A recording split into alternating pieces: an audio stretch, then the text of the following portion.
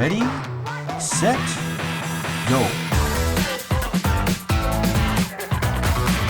Hey everybody, if you have been watching or listening to The Sweet Spot, you know that this is part 2 of our freestyle music selection discussion. So I'm going to drop you right into the next question. You're going to hear from Dre, and our next question, we'll jump right in. All Next right. question. Multiple people wondered about whether or not there's an expectation to choreograph moves to certain parts of a song.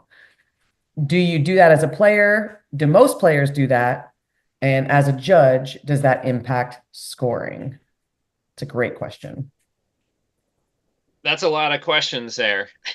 You want me to break it down for you, Jim? So let's break it down to the first couple. I think is there an expectation that choreograph, and do you do that as a player? Yeah, is there an expectation and do I do it? I don't think that there is an expectation. I would say that most teams do not choreograph to the music. And many high-level teams who have won many championships have not done that. Yep. I personally have only done it at the beginning and the ending of my routine because that's as much brain power as I have to like keep it together and to try to figure things out. Like I can do something at the beginning and then I can do something at the end, but as far as like figuring crap out in the middle to line up with the music and everything, I never found myself to be that much of a thinker out on the field where I could be managing dismanagement, managing the wind, and then also making sure I'm hitting the beat at a certain point. So that's me personally. But then I think it was also, as a judge, do you notice that? And I'll say, as a judge, I definitely notice when it's something major, like a drop in a song or something like that. And then right at the drop, like a big vault happens and or like they catch the dog or something dramatic happens on the field with when the music changes dramatically. Like definitely I noticed that. There are things that I don't notice, like that maybe the player in their mind thinks that, oh, this little around the world goes nicely with this beat of the song. And they might be thinking that, and maybe it does, but that's probably not something I'm going to notice as a judge because I'm too busy trying to figure out, to make sure that they're matching up with the criteria that's on my sheet.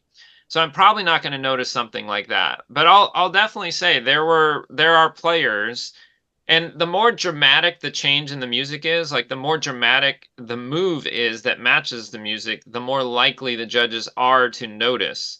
Like a dog catch, a big vault, when both the human and the dog drop to the ground and roll or something like that. Like I remember Chris Sexton had like this music, I can't even remember what it was, but at a certain point the music was rising, rising, rising, and then it dropped and he and his border collie both hit the ground and did a roll and the music started again. And I just thought I was like, whoa, that was cool. And I can't even remember if there was a throw involved in the drop to the ground and the roll. Knowing Chris Sexton, there probably was. But like I just remember, and that was impactful because it was such a dramatic drop in the music. But if it had just been like, something that, I don't know, the BPM went up a few beats, I'm not going to notice that. Yeah. I would say as a judge, if you do it well, then yes, that positively impacts your score for me, again, in terms of any kind of category that has to do with showmanship. I freaking love it when it's done well. Like when I think back about freestyle routines and years gone by, many of the ones that are still in my head, it's that part of the routine that I remember. Like Donna Shea used to open with freeze frame and she had those movements to that beat and it was like perfect. And foot stall. Yep. And then Lawrence with Arrow, that routine, part of why that routine was so amazing was he did like a head movement like Austin Powers and did like a throw with his mouth. And it was like perfect. Like I can think of a player at Updiff last year that had a lot of fun with the song and like put in movements that went with the song.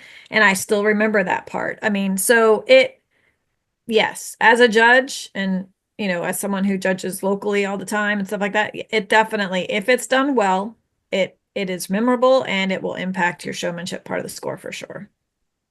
I'm on Team Kat on this one. I would also say that if they do it consistently, I realize that this is only probably makes an impact locally, but when I see it multiple times, sometimes it's not until the second time that I realize, oh crap, they did that on purpose and nailed it again right on the beat. Like, there's a lot going on in a freestyle routine. So sometimes judges are going to miss things, especially if it's quick. But if it's done multiple times over, I start to realize, oh, that was planned. That was good. Like, so anyways, if you want me to see it, maybe do it 3 times in a row for me. I'm slow that's like that. fascinating. This is the subjective human element of freestyle. This is what makes it freestyle. The way your brain operates is totally different the way my brain operates. I have a filter, you have a filter. You have, whatever analytical way that you process information, and I have whatever analytical part. Like one of the first thing I notice is are things happening to the beat of the music? That's just like right away. That's one of the first things I notice. I notice it through the whole routine. I notice it if people are missing opportunities to do things to the beat of the music, like doing things just before or just after, stands out like a sore thumb. One of the biggest things I see in freestyle. So like, and what I'm more likely to miss is what was that grip or release? Yeah. I don't judge player as often as I'm judging team or wow, because like that's the team elements are what stand out for me. That's the best part of my freestyle has always been the team elements. Right. Yeah. So I totally agree with that, Dre. This past weekend, I judged human, and normally I'll judge dog or team. And I literally had to force my brain to stop enjoying the routine and be like backhand, sidearm, overhand, left hand, like I had to like, it was hard. Yeah. And but I agree with you. Like, and when I'm judging dog, it'll be like, oh, that dog caught that disc on that beat. That was awesome. Yeah. When you think about it, when you're making reels, like we had talked about doing that reel contest, Jack. Yeah. If you're editing a reel, you're gonna hit the vault on the beat of the music. Right. Like if you have, like when I put that trendsetter thing up and Capiche had her vault, I wanted that bing to be right on that bing of the music. Like if you can pull that off in your freestyle, if you can set up your setup moves when you know around when that's going to be, like that can be a huge spike for you. If you're able to do that 3 or 4 times. I think Leap had 3 or 4 times. One of the times was his bouncing juggle, and Jack, that was something that you could pick up because it's a repeating pattern. Right. So in multiple, I like how she's like, and Jack, for you simpleton, you can pick this up. Like for players out there that want to get credit for doing something like this, we have an example right here of a high level judge whose brain doesn't naturally pick up that pattern unless it's in a pattern. Where Kat and I, for example, are much more likely to see that versus an analytical element like whatever, how many times they repeated a grip or a release. That's harder for my brain to focus on than enjoying the tempo of the music and like seeing things move that way. So it's just a variance in human brains.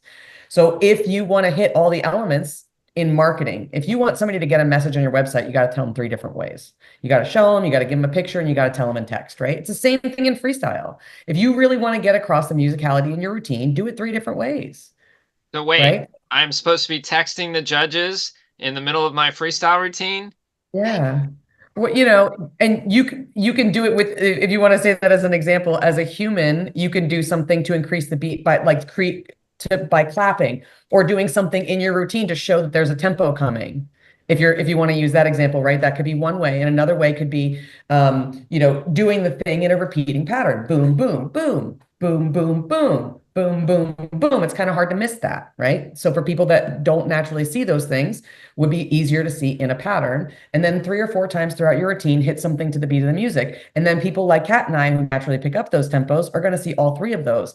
But the people that might not pick up those patterns are going to see that there's a pattern there based on the repeating things and the signals that you've given them. So whether we notice those consciously or subconsciously, if you're able to do it 3 or 4 times throughout your routine, it makes the message clearer. I mean, that's just marketing, right? And in freestyle, we're marketing to our judges.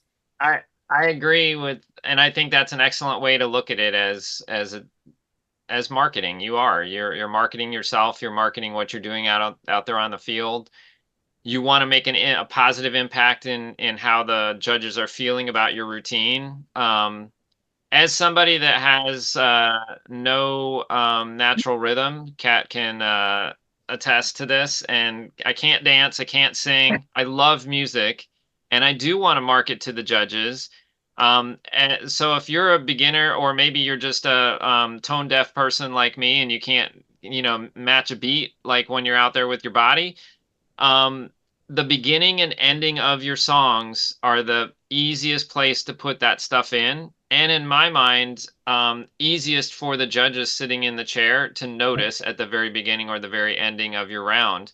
Like, I've done it a ton with Ferris. I've done it a little bit with Remix too. Like, some sort of a marketing thing at the beginning of your routine with your music. Like, when I did PIDC the first time with Ferris, I started with Lionel Richie's "Hello," and it was a very slow song.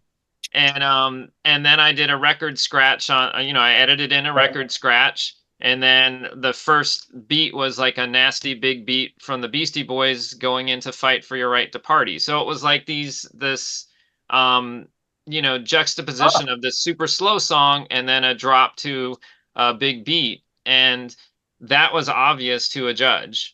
Yep. It wasn't like something that was a nuance in the middle of my routine. It was easy for me to pull off because all I had to do was stand in the middle of the field and turn my hat sideways and wait for the Beastie Boys to drop. And that's when Ferris and I began our routine, like right on that beat.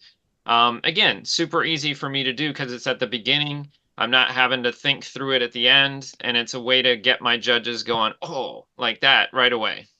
Yeah. And in the middle, if you wanted to add a third attempt at having something other than the beginning and the end, and you have trouble with adding these things, you can have a drop somewhere in the middle of your routine, maybe around a multiple where you're not moving so much, where you can sort of like ease into that spot. You can predict by the music that it's coming. And even if you have a 1 or 2 second pause where you're setting up with the dog, and then you could do something, a pet trick like they bow and you put your hand out before you do something, that can also create that sort of like pause to the music or a hit to the music. And you can start to hear that and plan it because around this time. So like for Moxie's, it was like that for her multiple. I always knew around when that came. The multiple naturally was scheduled around that time. And so I would just wait for the beat and then I would try to hit it to the beat. So if you're looking to add this kind of stuff and you're not naturally able to hear it and you want to put something in place, if you have a big drop in your song, or you can edit in a big set of a drop in your song or a switch or something like that, you can start to predict where that is and put a pet trick there where you're adding a teamwork element.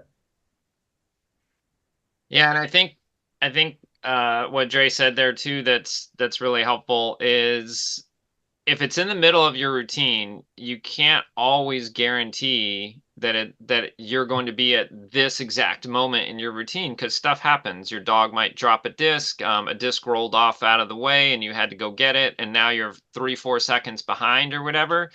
But if you kind of factor that in, like, hey, I have this 10-second window to do it, that's way easier than everything's got to be lined up exactly perfect for me to hit this right then and there. And you might not be doing that when you're newer at freestyle like that.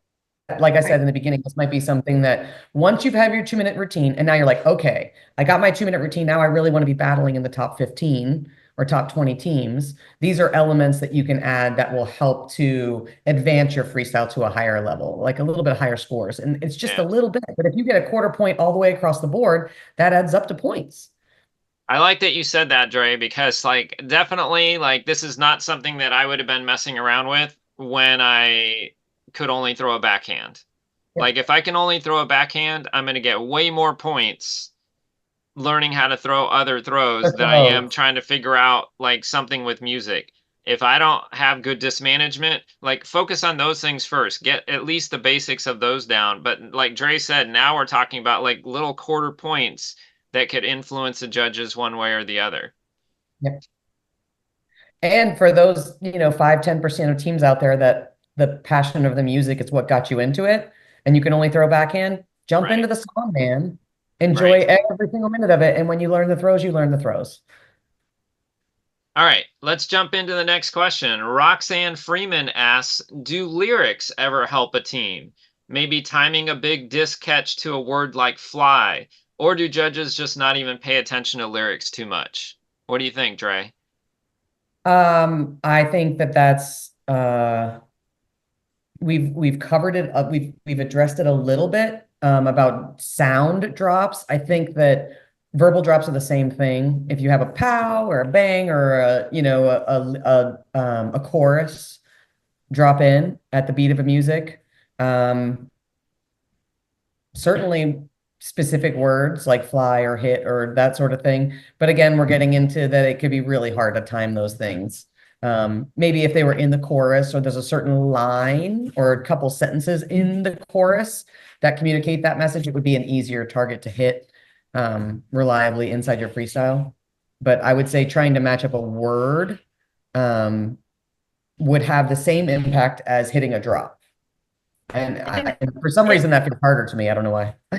And I mean, again, it's going to be just like, just like the last one. It's going to be very judge dependent. Like if you do it and I see it, like that's going to tickle my fancy. Like I'm going to freaking love that.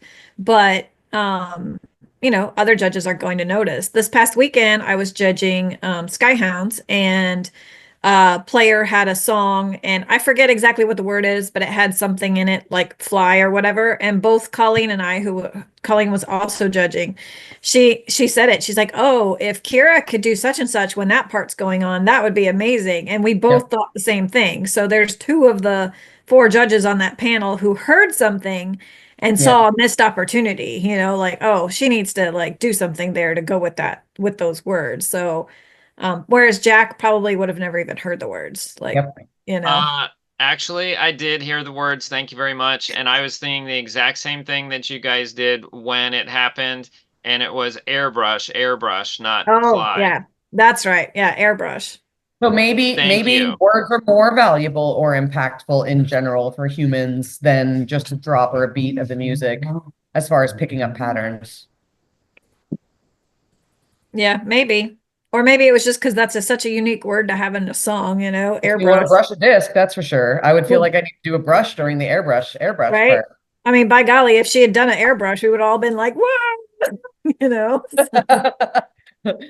Or made you listen to the whole song the whole time it said airbrush, and then the last one they finally gave you a brush. That'd be great. I think too, like if it's the dog's name, like I noticed that if the dog's name is in the song, and I think that's kind of cool if they can find a song with their dog's name in it or something. Just being me, just being nerdy, like I've definitely edited audio clips into songs before. Or sayings like well, I won't even go there because people won't even remember. It's an old song, so. But yeah, I think that words can make a impact, but just like Dre said, in the same way that a big drop or something like that, doing it there would be. It's very similar. All right, next question. Next question. How do you go about picking a song, and how do you match a song to your team? And then we can add the add-on question after. Sure. So, I mean, obviously, I think Dre, Kat, and I might answer this slightly different. I mean, essentially, I look at the tempo of my routine. Because I'm me, like I am going to be running with my dog because I have to, because that's what I like to do on the field. So I want my tempo to be somewhat upbeat. How do you find your tempo, Jack? What's that? How do you find your tempo? How do I find my tempo? Yeah, well, you say you find your tempo, but how do you find your tempo? Well, I just know that my tempo is going to match up with songs somewhere between like 105 to 120 beats per minute. Just because I know what the songs, I know the BPMs of the songs because I use DJ software. And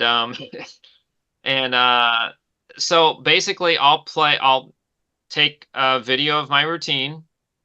I'll play it on YouTube because it's already there on YouTube. I'll mute the YouTube and then I'll play the song that I'm thinking about using over the top of the video and watch it, so that then because sometimes I think a song in my head is going to match really well, and then I watch it and I'm like, I didn't care for it. And then I'll show it to Kat, and then she'll go, that song was horrible, don't use that. Or she'll be like, no, I really liked that one.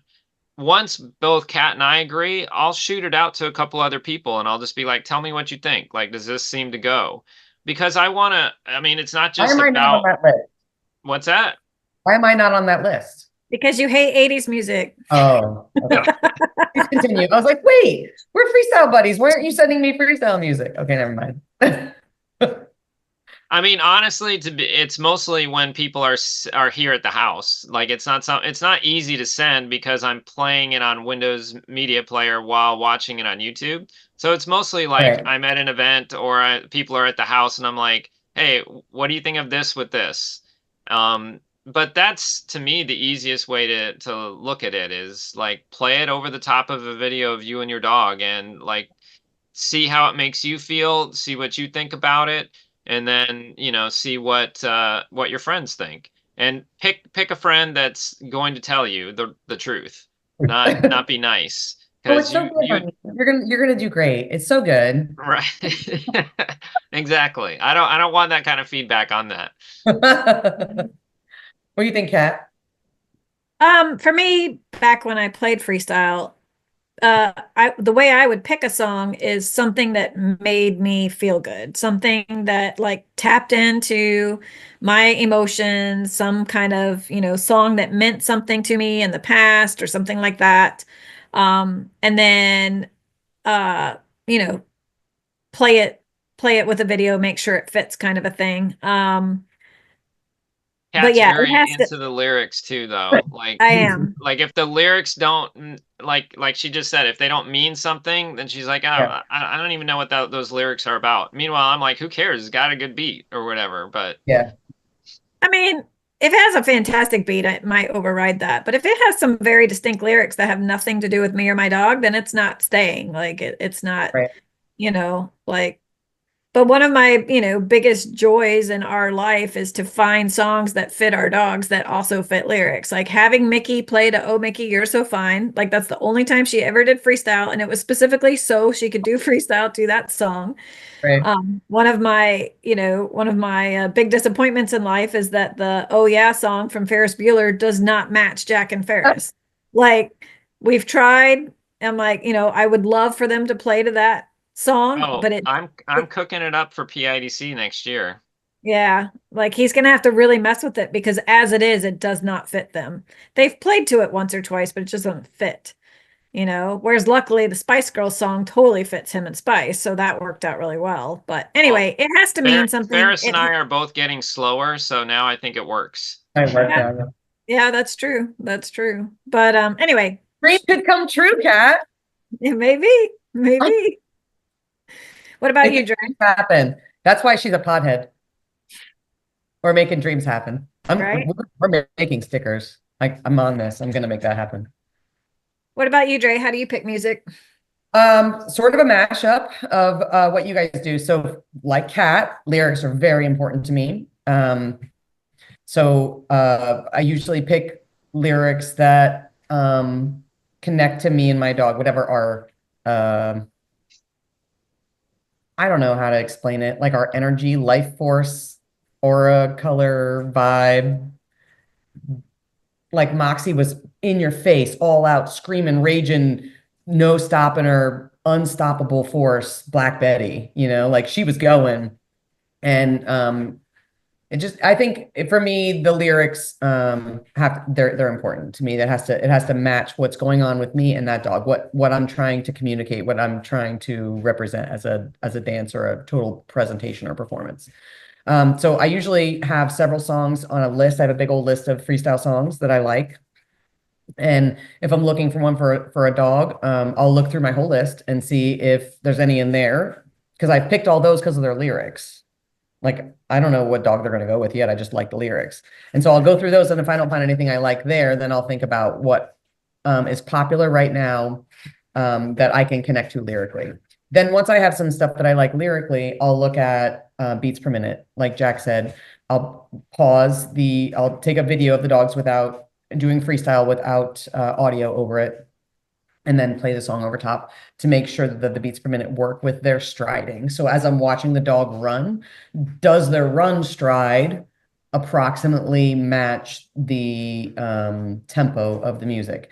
And for Leap, Bang was slightly sped up for him. So you can also do that. I think, Jack, you edited that file for me. So you could just send your files to Jack and ask him to make them. You can speed them up or slow them down a little bit with Audacity software is free online.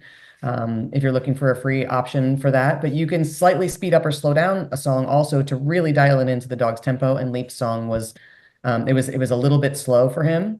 And so I think we sped it up by like 2 beats a minute. And that was just literally perfect for the way that he moved and he ran. So nobody even knew that was custom, but I sliced out one of the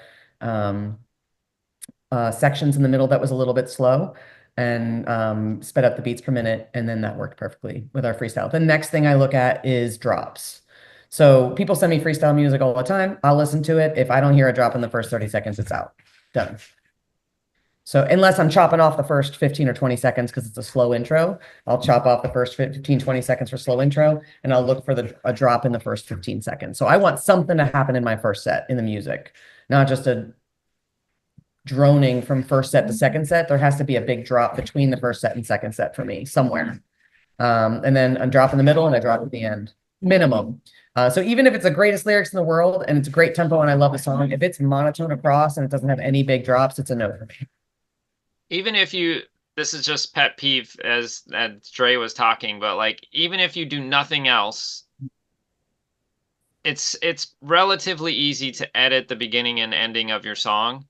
And like if you have like a long intro, like get rid of it. Like if it's building up and the lyrics don't hit till 45 seconds in, or the drop doesn't hit until 30 seconds in or something, shorten that up. Super slow and just Like, talk. Right. You don't need that at the beginning of your routine. And then at the end, I mean, there are some sound people that do a nice job of fading music out at events. I love that. But most events, especially like some of the world finals, like as soon as time, 3, 2, 1 time, the music abruptly stops. It's kind of jarring from like a person listening. You're like, what happened there? If you can edit your music so that you control when the music gets cut off, not the time person, I think that's way better. And like if you can do it on a beat or something like that, that's great. Yeah. And it is stressful. Many times I've gone to an event and been like, this song, you need to start it at 30 seconds, or you need to start it at 25 seconds, whether they do or don't do it right. Like it's just an extra stress piece you don't need to worry about. I will say that with the music, if you do edit it, you do need to carry the file with you. And you do need to email that file to submit your music to the event. And you can't expect that they're going to want to play it off of your phone. So, or have a backup in Spotify of that song that you're willing, or a different song that you're willing to play with if they can't take your custom file. But be prepared, just have it in your email and you can forward it to them anytime and just carry that custom file with you everywhere, because that's the only place you're going to be able to get it, and so it's make sure you're submitting that to the round. And then every once in a while I did have to use the Spotify backup for Leap's song, but it wasn't the same. So you want to make sure that you have a backup plan for that as well. If you're going to edit a file, buy the file. Like buy it off Amazon Music or iTunes or something like that. Don't download it off of YouTube, because the sound quality when you download it off of YouTube is crappy. And then when you're going to mess with it, and then you're going to hand it off to somebody else and you're going to wonder why it sounds like crap when they're playing it. It's because you started out with a low res file. Like buy it. It's like $1.29 and you'll get a good file and it'll sound good when you get to the event. What are some tips for people that aren't musically inclined, Jack, on how to pick a song? That I haven't already said? Well, I mean, just that's the part of the question I haven't asked yet. I think that's hard for people who are musically inclined to answer. Like I can't comprehend. I was like, well, I don't know. Ask a friend. Right, exactly. Yeah. Ask a friend, pick something popular. Like if it's popular, I mean, first of all, if it's popular, that means it's catchy, it's got a good beat probably. Like, pick something that's popular, people know it. I always think if people don't know your song, if people have never heard it before, that's a tough sell to an audience and to a judging crew. I mean, it better be darn catchy if they've never heard it before. Like Kat said, it's not impossible. Like we at the AKC Disc Dog Challenge, everybody had to play to royalty-free music, and there were definitely songs that immediately I was like, "Oh, this is a cool song. This is catchy." But then there were ones that just kind of droned on at like like a Yeah. I don't know, they just didn't do it for me. So I would pick something popular. Ask around, like, what do you think would be a good song to play with, for my dog Wham or whatever. And Then play it over your freestyle. yeah, yeah, and then see if you agree. When they give you the suggestions, go play it over the top of your freestyle. Um, You'll know if it's not right. It won't feel right. yeah, Or if you I've don't gone have any through. that, I'll tell you that it doesn't fit. Well, I've gone through all of that thing where I've like played it over the top of a video. I asked Kat about it. I asked some friends about it. They were all like, "Yeah, we really like this one." And then I went and played to it, and it did nothing for me. Like I didn't even like hear it that much during my round. Like it didn't inspire me at all, and I was just like, "All right, I'm done with that one." Like one Yep. and done. Yep. Like and sometimes it takes you, 3, 4, 5, 6 different songs until you're like, "Oh, I really liked this one." This Yeah. one and maybe it's other people too at the event going, "Hey, I really like that song with you and your dog." Yep. And then maybe that becomes the one that sticks around a while longer, which I think leads us into kind of our last Next question, question. which is Audrey Lynn asked, "How often do you change out your song, and should you have a different song for performance versus criteria?" Uh, the changing out your song thing for me. Oh, here's a Taylor Swift mention. It's like eras. So like my first song for a dog is usually like whatever, just like Magic's first song right now is like Be Kind. It's just a sweet, poppy, happy first song for a young dog. I don't know who he's going to be as a mature dog yet, but I'm sure some like badass, hard-hitting dragony song or something is going to hit me. And at that point, when we're stepping into more serious freestyle, I'll probably find a song that I would like to stick with for a majority of his career to kind of create that same feeling with that I had with Moxie and Leap of like that's kind of their song. Like people would think of him when he saw that song. But as he starts to slow down, then I would change it. So like for example, Moxie played to Black Betty until she was, I think 6 or 7. And when I took out those big reverse chest vaults that she had, I switched it to Wicked Ones. Just because she wasn't Black Betty anymore. She was on 7. We were slowing down a little bit. We were a little less aggressive in our play. And Wicked Ones was a better fit for that vibe that we had. And so I don't even know that people remember we really played to Wicked Ones. People remember Black Betty, but the last 3 years of our career, we played to a different song. And she couldn't jam Black Betty the same way that she did when she was 2, 3, 4, 5, and 6. So I would say to make sure I'm answering the question, I would change out my song based on how my dog develops over the years and different eras of their drive and development as a competitive team. And if I find a song that like really fits us and loves, I will keep it for their whole career until they slow down. And definitely 100% a different song for performance versus criteria. I'd be disappointed if I heard the same song again. I mean, that's what performance is all about, is to be entertaining, right? So Yeah. like give us something that we heard before. And I would think that a song for the performance round would get switched out more than a song for criterion round, like That's one of my favorite things about Updog. I think about that all the time. Like you guys are so lucky. The people that get to play it up diff, like, that, I mean, because we could play Updog freestyle, but it doesn't count towards anything, right? So, the people that get to play it up diff are so lucky. They get to play with different songs like all throughout the year and still have a song that perfectly represents their team. It's like getting to have a great meal and dessert when you get to change your freestyle because your performance round, you can go crazy with it. You could do an Austin Powers theme one year, and you could do like Beanie Babies the next year, and you could do Chia Pets. Somebody should do a Chia Pet one. There's some 80s for you. Is there a Chia Pet song? I don't know. I'm sure the commercial had one. We're gonna have to figure that out. Chia. Oh yeah, but that can't go on for 2 minutes. Please. Oh, Jack Please. is challenged. Challenge accepted. All right, so I'm gonna put that in with some techno beats and some scratching. Chia. Yeah, so that's my answer about music, how long to keep it, and whether it should be in performance or freestyle. What do you think? I agree. Definitely different songs for performance. Definitely rotate those. Please don't stick with the same performance routine for, 8 years. If you want to stick with it for 2 years because it was super awesome, great. Put 3 years, I think would be pushing it. But personally, I like the thing about the performance round is the opportunity to be creative and to try, find something new every so often for the performance round. For a criterion round or for other freestyle competitions, as somebody who used to photograph disc, I liked it when people changed their songs at least every season or two, because I would get bored of seeing that routine to that song over and over and over again every year, unless it was a particularly awesome song.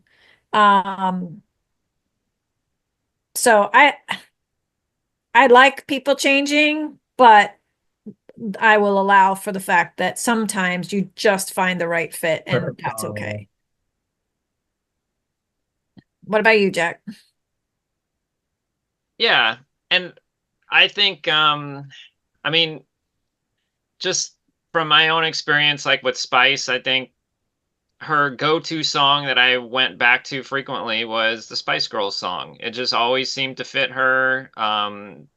People in the crowd seemed to like it, and I would move away from it, and then I would like remix it and bring it back as something different. And then the next season I'd play to something else, and then I'd be like, let me, come back to that song. So I do think that you should kind of switch it up a little bit, because it can get boring for both judges and players. Like, it gives you new life, looking at your routine a little bit differently and things like that. Like Dre said, like eras of your dog's abilities and your abilities could change, sparking a desire for a new tune.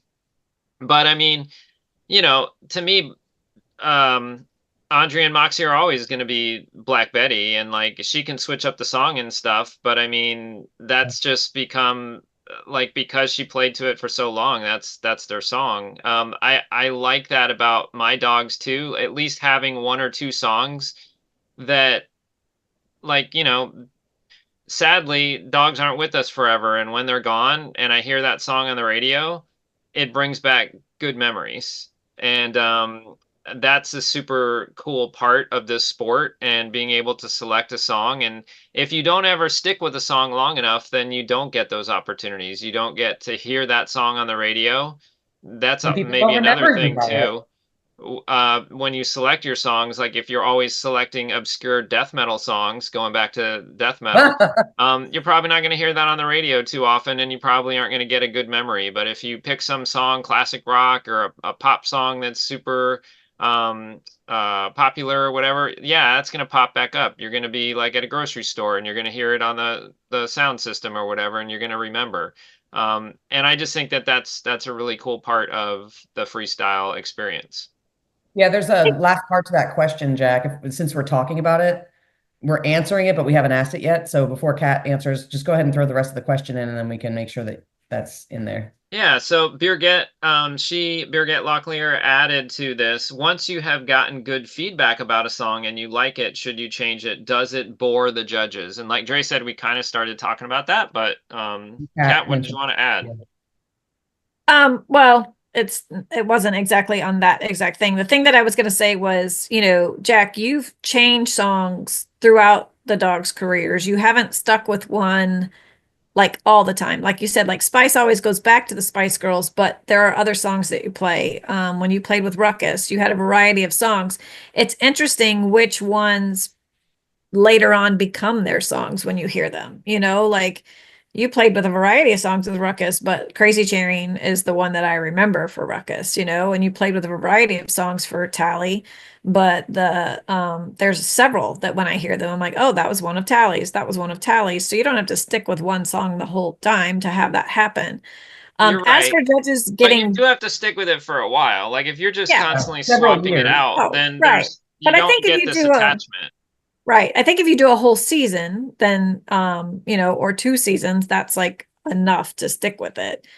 As a judge, or like I said in my case, because for so many years I was shooting photography, so it was kind of like being a judge. I sat there and, watched every single routine. There were people who kept songs for a long time that by the, fourth year, third year, fifth year, I was like, oh dear God, I never want to hear this song again. However, now that that era has passed, I most definitely think of those people and that song, that team and that song in a positive light when I hear it now. Yep. Like if you say Penny and Psych, I'm gonna go whoopsie daisy. Like I know what their song is. That's like, Reverse waltz off of her hip. exactly. The best I don't think I've Exactly. ever heard that one on the radio though. No, but I've heard it other places, and I'm like, I'll be like, oh, that's Penny and Psych. Fat But Bob Girls. Fat Bottom Girls and Chuck, like for sure. Fucking damn. Like, but by the, when those dogs were getting towards the end of their career, I was ready for them to never ever play. Never hear that song again. I agree 100 times. I agree. Yeah, so I wouldn't retire my dog to their now maybe in their final hurrah thing or whatever, bring it back or whatever. But like I said with eras, I feel like once a dog ages to like 9, you start to see a slowdown, and you're starting to see that with Ferris. He's 10 now, right? Yeah. Yeah, you're starting to see a tempo change. And so if you play to their regular music, it looks like an old dog playing to music that they can't quite keep up with anymore with the same. You're naturally going to compare it. We're still human beings. Challenge accepted. Yeah. Yeah. So, I think that switching up the music based on, how old the dog is or how young they are or how serious it is or where you are in your career, is, how I approach it. But I guess there's no right or wrong to any of it other than death metal. That's definitely wrong. And our apologies to anyone who loves death metal. Sorry. Sorry. It's just scary for me. All right. Oh, I think, Kat, you have the last question for us. You're supposed to ask us a question.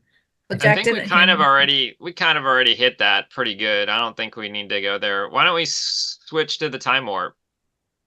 All right, Kat. So we're going to change up the time warp challenge this week. You are asking Jack and I questions.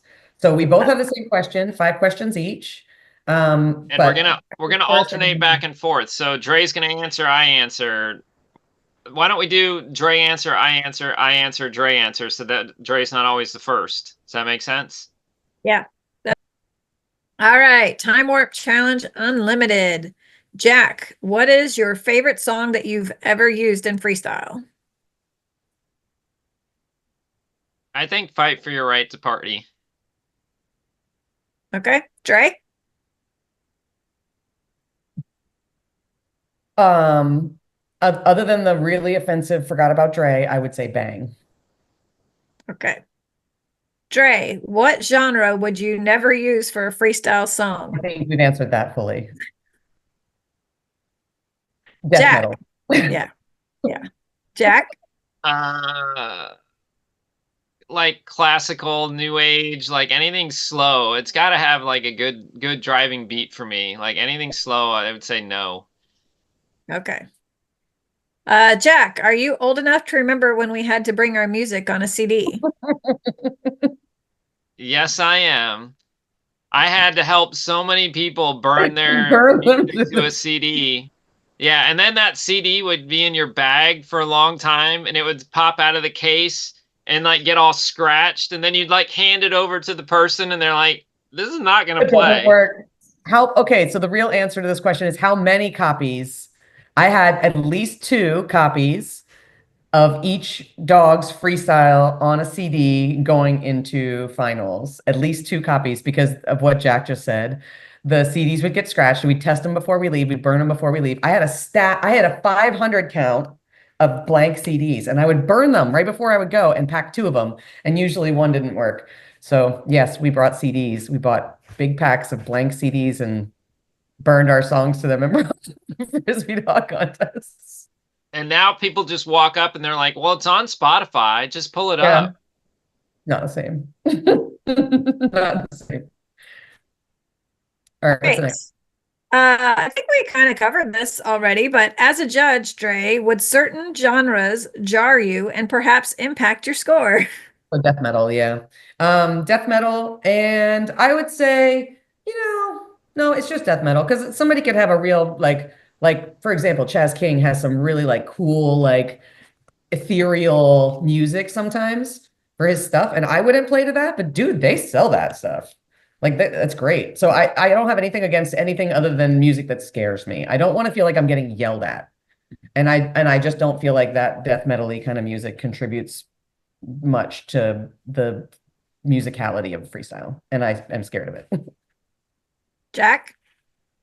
Yeah, I mean, I pretty much agree with what Dre said. Like, I personally would not play to something very slow or anything that's like that slows up and speeds down like a lot of big changes. But I love watching some of the European teams that do a really nice job with like some of that slowing down and speeding up and the big I'm not going to call it classical, but it's really more like EDM and stuff like that. But like parts of it are very like slow and classical oriented.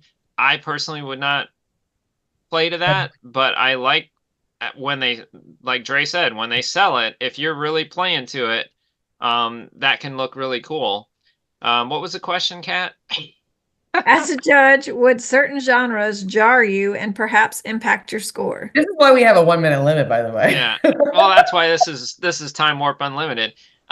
So yeah, absolutely what Dre said again. Like if it's super hard driving where I feel like the music is way beyond what the dog and the human are doing, I guess on both ends of the spectrum. Like if the dog's super fast and the music is super slow, that's going to be jarring to me too. When it doesn't mesh, that's what's going to be jarring to me.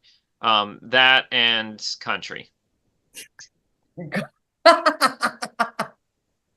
Side note related to this particular question. It's funny in the freestyle online judges course, there's a video that is watched every time, and we always make jokes about it. It's Jason and Lily, and it's some song, and I always, if I'm around while he's teaching, I'm like -2. Like, I'm joking about that, but literally every time I hear that video, I'm like it just, every time that we do that, we use that. You're right, Kat. We use that video every time, and I would say almost every course there are a couple people when we come back from, because we leave, everybody watches it together, and then we come back into the Zoom meeting. So when we come back in, usually that is a comment from at least 1 or 2 people. So that lets you know if those 1 or 2 people were sitting in that judge's chair, they say that music was very distracting, is what they say. And so, like those are things that are reality. Yep. All right. Last question. I think it goes to Jack first, right? You already asked Jack question 9 in that. Oh yeah. Does that go to Jack first? I think so, because he did this last one last. So I didn't see the last 2 questions. Got it. Jack, what is your favorite song/dog combo that you've competed with? Oh, so I think you asked the first question incorrectly, which is why this one seems like a repeat. The first one was, what's your favorite song that Dre competed with? Oh. So I'll Okay, answer so that. let's answer the So- first question then. So my favorite combo would obviously be the song that, like I don't know, it's kind of tied. It's Ferris and Beastie Boys and Spice and the Spice Girls. Dre, how about, I mean, we'll go back to the first It's a question then. tie for me between Moxie and Black Betty and Leap and Bang. I Okay. just feel like those two combos were like perfect for the dog. And the memory of dancing to them, it was like a dance versus like, other ones I like the song and it fit the dog, but I don't know, those two combinations were kind of magical for me. All right, I will repeat the first question and word it properly. So Jack, what's your favorite song that Dre ever used in freestyle? Oh. Black Betty. All right, Dre, what's your favorite song that Jack has used in freestyle? The scratch with the head turned to the side Beastie Boys one, by far. And I think that song really is what changed your career and elevated it. I mean, you can laugh at it or whatever, but Jack, you've been underscored for years, for over a decade. And I've told you that every time I've been one of your biggest fans. And when you came out with that intro, with that performance level, it totally knocked out all the nervous shit. Like you don't have an Right. option. You have to put on your act. And you just delivered a completely different level of performance from that song on, and now you're winning shit. But I think it helped him how many helped him times get have you been fourth? 20? Yeah, I don't know. What? I mean, how many times have you finished fourth? Like just off the podium, like 20. And then all of a sudden you came out with that one song with Ferris and that one performance and that head turn and the roller, and that was it, man. And now you're just on a totally different level. So I think that him getting silly helped him get out of his own head. yeah. I was just gonna say the same thing. I think that like and Purina helped with that because I knew I had to play to the crowd. Like in the past, I always like fought against that. Like, no, I don't want to like do a dog catch and go ta-da. Like Because that was Gary's thing. Like I when was yeah. I was nervous about it. That wasn't really my personality, but like I feel like getting invited to the PIDC forced me into realizing you have to play to the crowd. This is a show. And like Kat said, now my thoughts were not about, oh, I got to throw this overhand wrist, perfect or whatever. It was about, let me turn my hat and act like I'm a goofball and play it off to the crowd. And I didn't think about the other stuff as much, which turns out was the right thing to do. That's actually training advice that I give sometimes to my students. If they're in a spot in their freestyle where like they need to hit this certain move at a certain time, at a certain tempo or whatever, put a trick there, like a pet trick, like a wave or a rollover or whatever. Like if you put a behavior in a place where you need confidence or success or reliability or consistency, like a good start beginning your freestyle, put a behavior there. Give yourself something tangible to practice that isn't going to freak you out, like a throw. Having all that pressure, man, I'll tell you what, having that one long throw at the very beginning of a routine is so much pressure. Like build up, waiting. Like do some stuff first, do something first, right? So like that hat turn, you literally changed into a different person. You became Jam and Jack, and because I've seen you play since I first started. You were one of the players I was playing with and one of the players to beat. And we've always been neck and neck, back and forth between our dogs, and so I'm watching and studying what you do. And nerves have always been the thing for you, always. The peppermint gum and trying to keep your head in the game and, not being able to talk, or you do be able to talk, or don't talk to me after it. Like nerves have been the thing for you. And it just like, it changed just as soon as you put that behavior in place, it changed it and you became the character. So for me, that combo of what you did with the editing and the music just changed entirely your career. I think it shot you right through, and you've been winning ever since. That is an interesting observation, and I cannot say that it doesn't make sense. That's the least agreeable agreement I've heard in a while. So on that note, that is our time warp. So thank you very much, Jack, for time warping with me, and thanks, Kat, for Time Warping Us in whatever format that was. That was Time Warp Unlimited.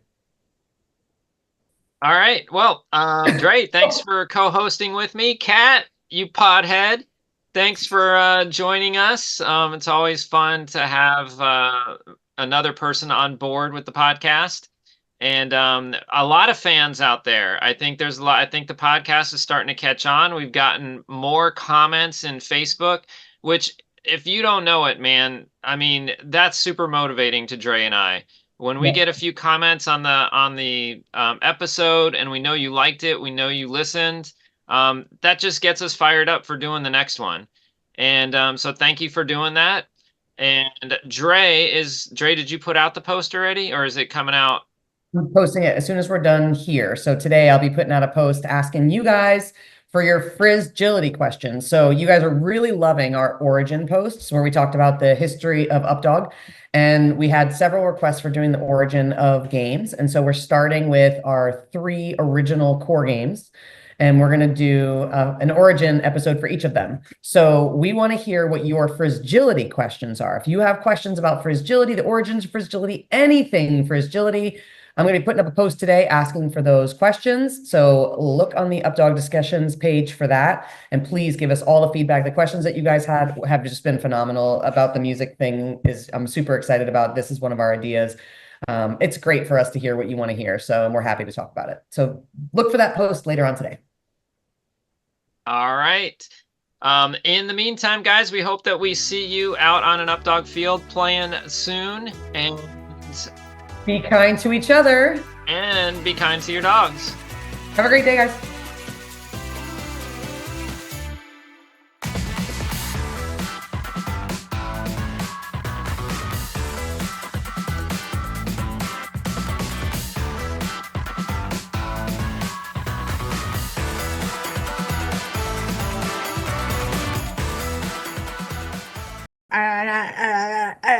-2.